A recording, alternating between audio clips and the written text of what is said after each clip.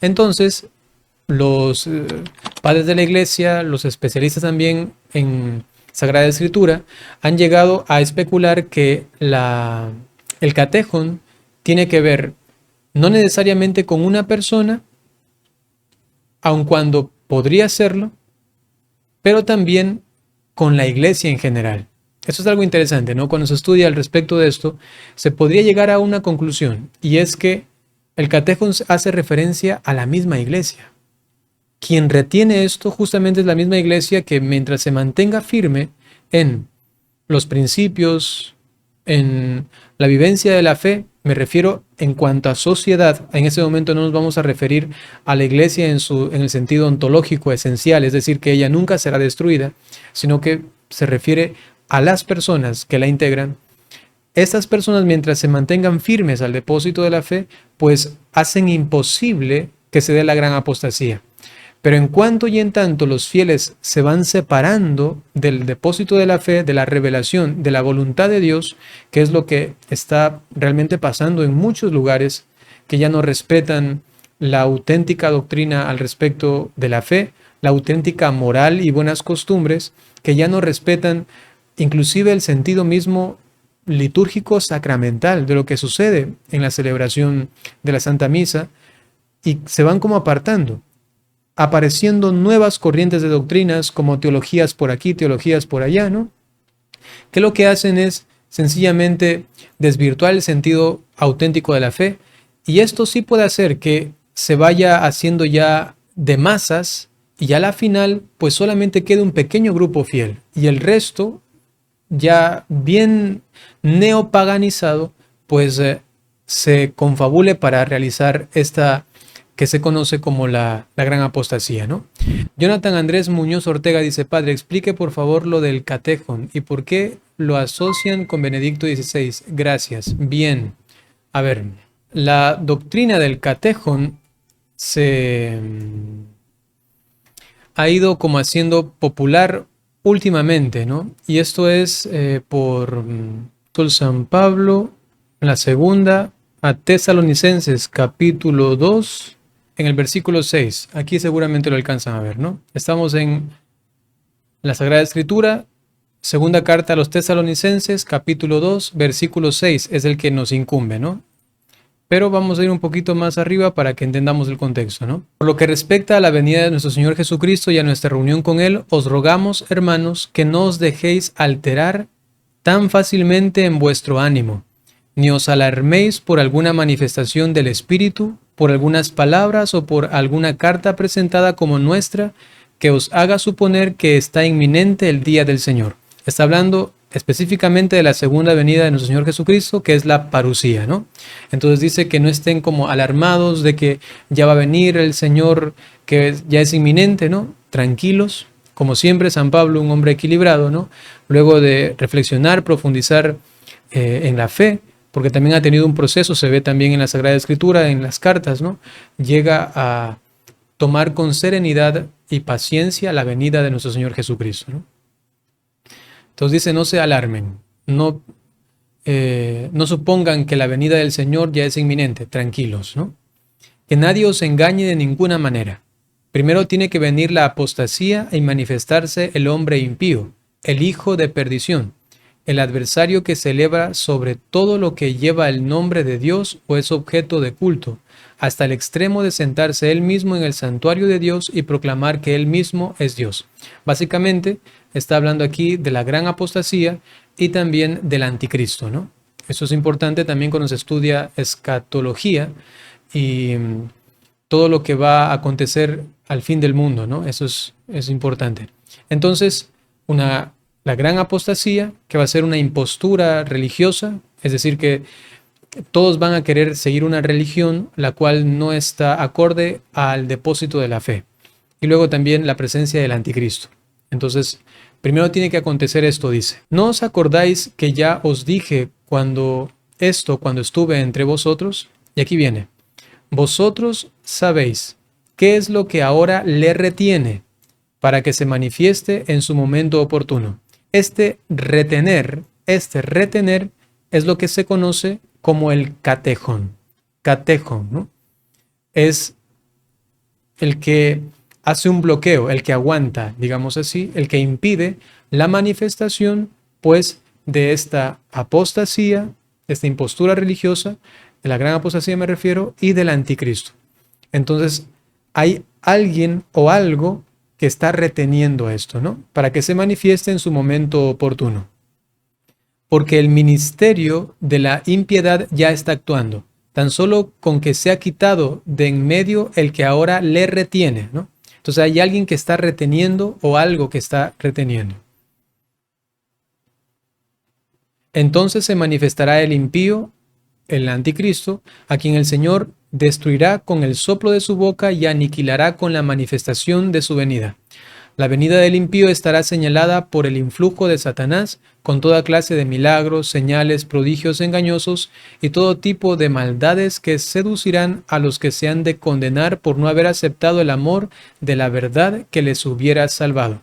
Por eso Dios les envía un poder seductor que les hace creer en la mentira. Son todos aquellos que se irán justamente con este anticristo y serán parte de esta gran apostasía.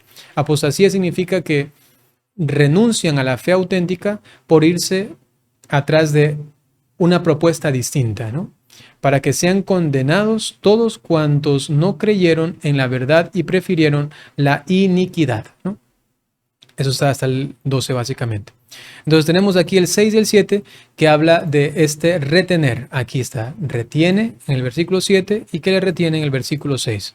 Tienen unas distinciones en el original griego, pero ahorita no vamos a entrar en esto, porque el uno hace referencia a una persona y el otro, catejon, las dos palabras, con cierto cambio gramatical.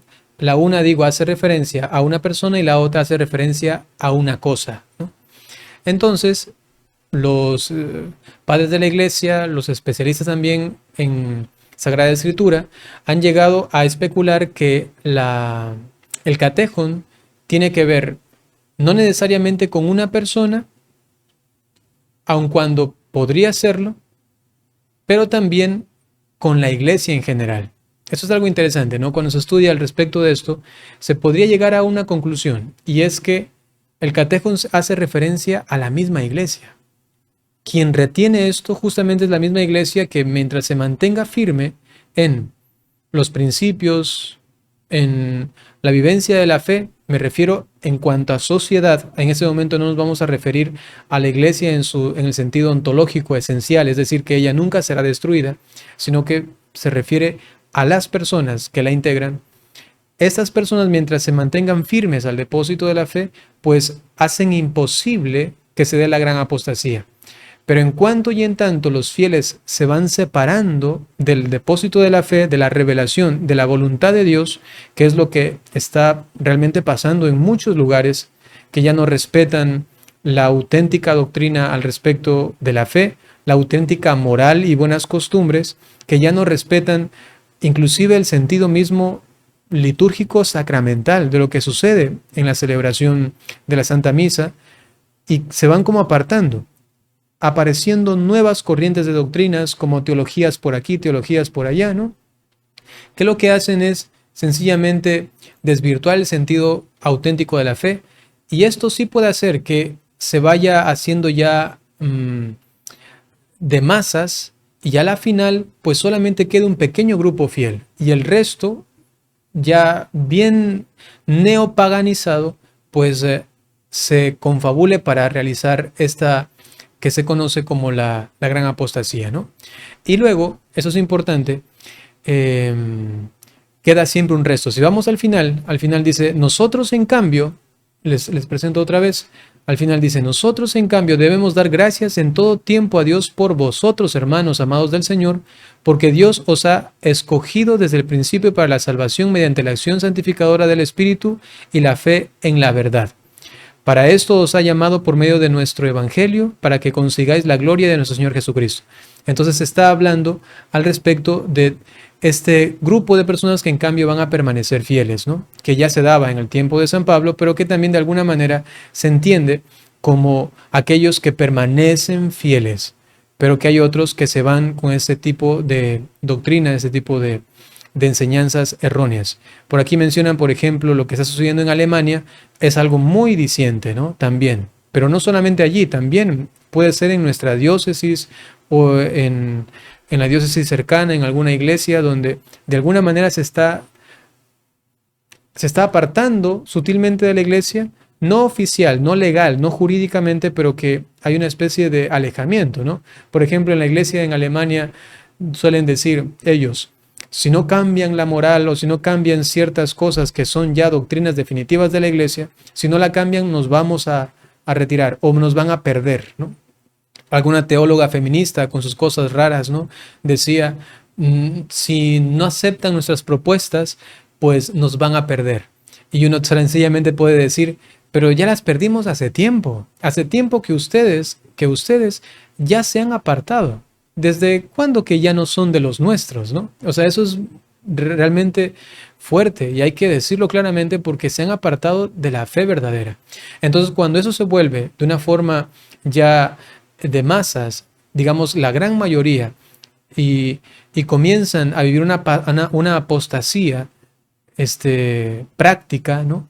Esto podría ser pues que el catejón, que es la iglesia en su sociedad, en sus miembros, hace posible fácilmente pues que se dé, digo, esta apostasía. Es una interpretación, ¿no? Otros han dicho el catejón es el papa.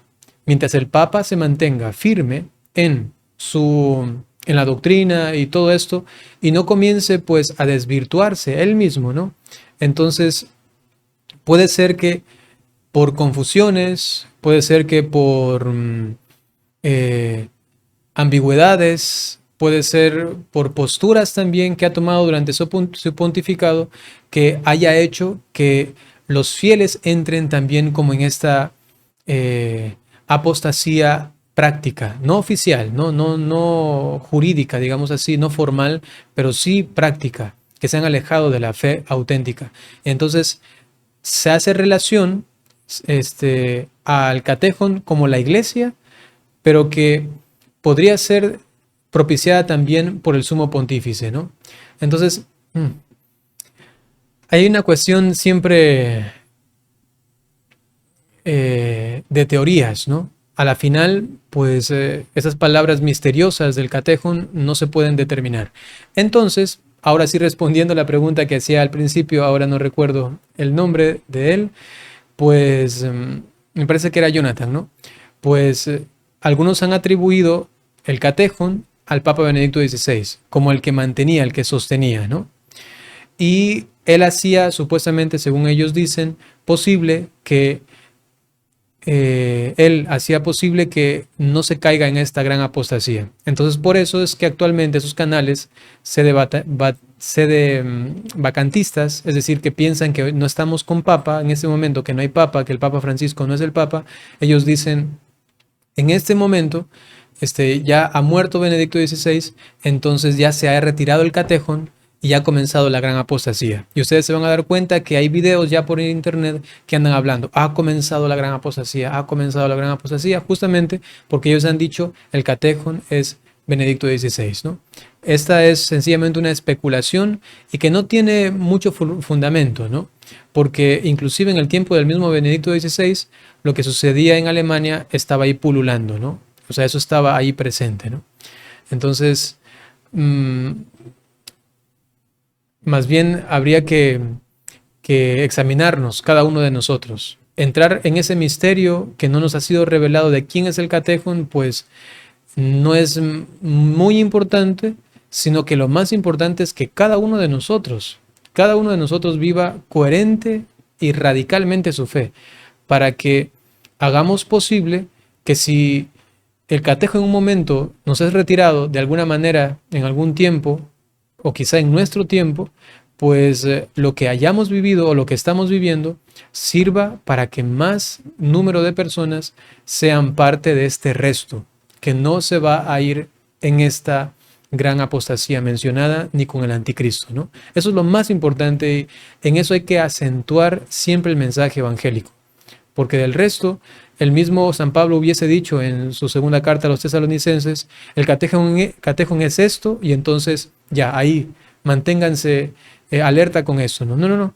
Menciona, pero lo más importante es lo que viene después. Pero en cambio, ustedes que viven según el Evangelio, ustedes que viven en comunión con el Espíritu Santo, que eso es pues lo más importante, ¿no? Bueno, eso básicamente.